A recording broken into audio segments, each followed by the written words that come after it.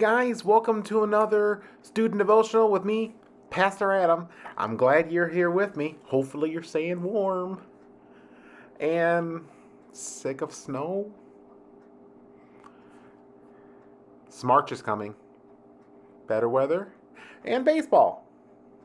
Either way, let's have a little fun as we look at our third lesson in our worship series. What is worship? The first question is from the television universe. If you could live in which animated TV show, what would it be? Teenage Mutant Ninja Turtles? Gravity Falls? Or Avatar? Which one? Second question. Would you rather live your life in black and white or have a narrator describe all your thoughts and action, narrate your life? Third one. Would you rather become president of the United States or have unicorns be real? 3 questions, 3 answers. I want to hear from you. Today's memory verse is from 1 Chronicles 16:29, where it says, "Bring an offering and come before him. Worship the Lord in the splendor of his holiness." 1 Chronicles 16:29. Bring an offering and come before him. Worship the Lord in the splendor of his holiness. Today we're talking about how to worship the Lord and worship him with our everything. We've been talking a lot about worship the last few weeks and how we do to celebrate who God is and what he's done for us. Today we're going to be looking at the life of a widow and how she worshiped God and how Jesus pointed out and responded to her. Worship is not about all the extravagant sound effects and cool noises and all the other things. Those are nice. But worship comes down to the heart and showing others how much God means to us. True worship is about honoring God, plain and simple. And that's what we're going to see through the life of this widow. How this poor lady showed us what it means to honor and worship God completely.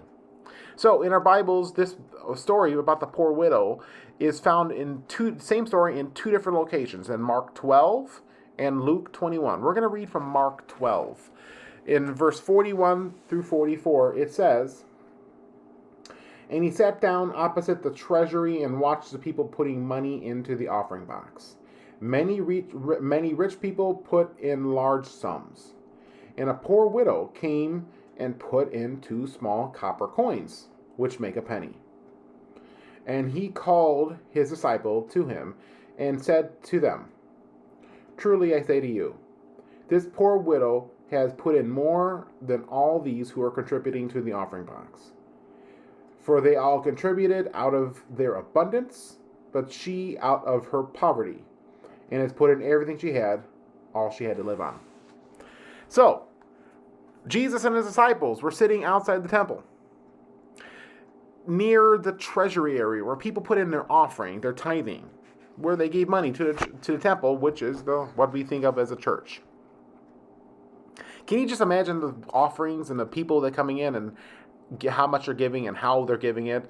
The rich folk, the poor folk, the middle class, putting in large donations. Maybe they're dressed extravagantly, throwing down $100 bills. Maybe. The odd part was that this comes in this single lady who comes forward. This widow, someone who has lost their husband. And then she gives her gifts. No extravagant, nothing. Just puts her money in a box and keeps going. Was it the largest donation? Was it the most helpful? Probably not. No. Could the temple use that offering and remodel the bathroom? No. Could they go to McDonald's and buy some spicy McNuggets? Probably not even that. But Jesus points her out because the motive is what matters. It says that in verse 42, she gives 2 small copper coins which make a penny. I don't understand. Let's look it up, see what that means. How much, what is it, and how much is it today? So, the 2 small copper coins, which make a penny, would be, were rather, 1/64th of a denarius. And a denarius is what you would get 1 denarii for a day's wage. So this is 1/64th of a day's wage.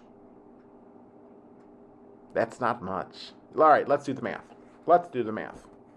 So let's say a person makes $100 a day. Here, if I did math right, these 2 small coins, remember, 1/64th, would be $1.56. That's how much she is giving it. She's donating $1.56. So why did Jesus isolate this lady? Why did he point out her donation, these 2 tiny coins? This, in our example of $1.56, this offering, is that like saying like, hey, you know what? I should give 1/64th of what I make. Huh? Let me read again to explain why Jesus pointed her out to us. Because in 43 it says, "Truly I say to you, this poor widow has put more than all those who were contributing to the offering box, for they all contributed out of their abundance, but she out of her poverty has put in everything she had, all she had to live on." It wasn't the amount that mattered. It was the why she gave. All these other people, some gave a lot of money, some gave a little money, some gave normal amount, whatever. They gave out of their excess, as in like reach into my pants. Oh, hey, $100 bill. All right, put that in too. Didn't know I had it, don't won't need it. That's not this lady. She gave out of her nothing as all she had to live on, and she donated it. She didn't have much to live on. She is a widow. She has no husband. She probably didn't have a job outside of begging or making things. She gave every dime she had to God.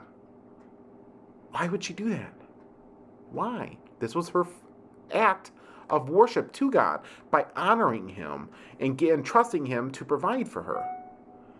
That should be the example for us. It's not about the money. It's not about who gave it or how they look or how they put it in the box. It's about the hearts that matters. That's the same thing that we do when we worship God. When we go and we listen to a sermon. When we go and sing songs, it's not about what the song is, how the person's dressed, who's in attendance, or what jokes they make. No. It's about the heart of the person doing it. Just like this lady.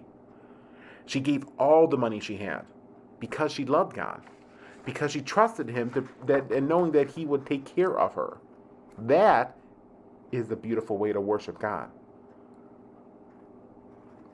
Was life going to be difficult now that she didn't have anything in her pocketbook, in her purse or wallet?